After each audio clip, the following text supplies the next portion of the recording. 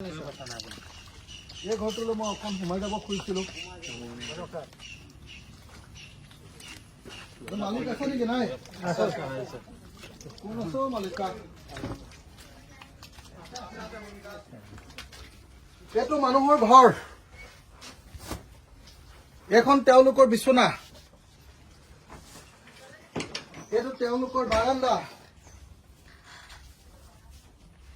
হা, এয়া তেওঁলোকে বাহিৰত এতিয়া জুই লগাই ভাত খাই আছে। এইটো তেওঁলোকৰ ঘৰ। আপোনালোকে ঘৰটো চাওক, খতম, চব শেষ, চব শেষ, একো নাই। তেওঁলোকৰ এই কোঠাটোলৈ মই সোমাই আহিছো। তেওঁলোকৰ বিচনাখন চাওক, বিচনাখন চাওক, তেওঁলোকৰ বিচনাখন চাওক, কি পৰিস্থিতিত এই ঘৰখন আছে। এয়া হ'ল এজন অসমীয়া মানুহৰ ঘৰ। কি নাম মালিকৰ নাম? অমিয়া ফুকন। এয়া হ'ল অমিয়া ফুকনৰ ঘৰ। আঁঠুৱালৈকে পানী উঠিছিলে। কিমানলৈকে উঠিছিলে? তালৈকে পানী উঠিছিলে। আপুনি ওপৰত শুই আছিলে? ওপৰলৈ উঠি গৈছে। এয়া হ'ল, এইটো হ'ল তেখেতসকলৰ পাকঘৰ। পাকঘৰটোত আপুনি যদি সোমাব পাৰে আহক।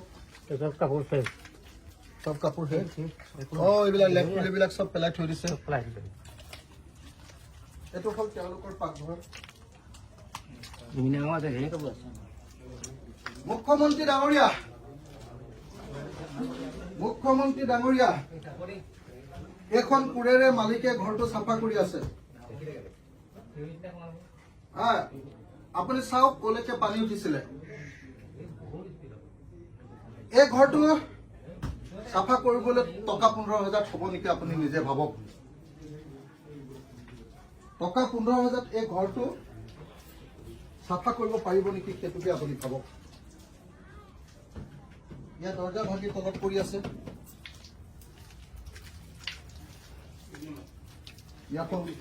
সেয়া আপুনি চাওক, কি নাম কৈছিলে? অমিয়া ফুকনৰ ঘৰৰ এইটো হ'ল অৱস্থা। পৰি যাব দাদা, চাব। অমিয়া ফুকনৰ ঘৰৰ এইটো অৱস্থা, এইটো চাই লওক। ইয়ে হ'ল আমাৰ আজিৰ অসমীয়া মানুহৰ অৱস্থা। মুখ্যমন্ত্ৰীয়ে কৈছে 15,000 দিম।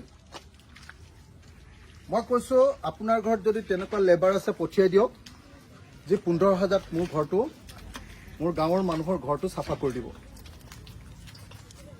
ঘৰটো চাফা কৰিবলৈ 15,000 টকাৰে নহয়। বলক,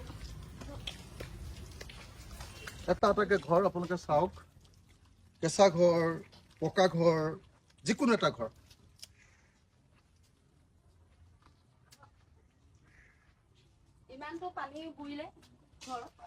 কিমানলৈকে পানী?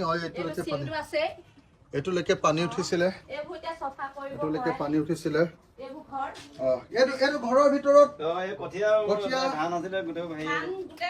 এইবোৰ কঠীয়া, নিজৰ ঘৰৰ ভিতৰৰ কঠীয়া।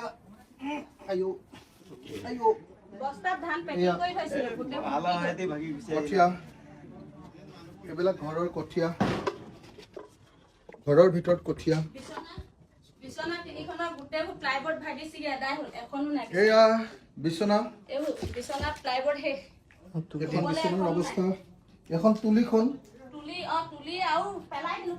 এখন তুলিখন, দাখন তুলি থৈ, দাদা তুলি থওকচোন দাখন। এইটো ঘৰ। এইবোৰ যিবোৰ কলৰ পৰা উঠি গৈছিলে, এইবোৰ মানে মহাই কুহাই আগত থৈছো।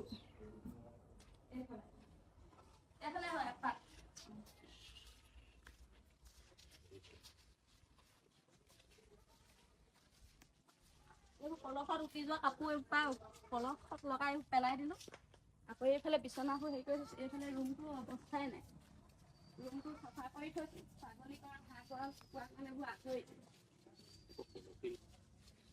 চব খালী হৈ গ'ল।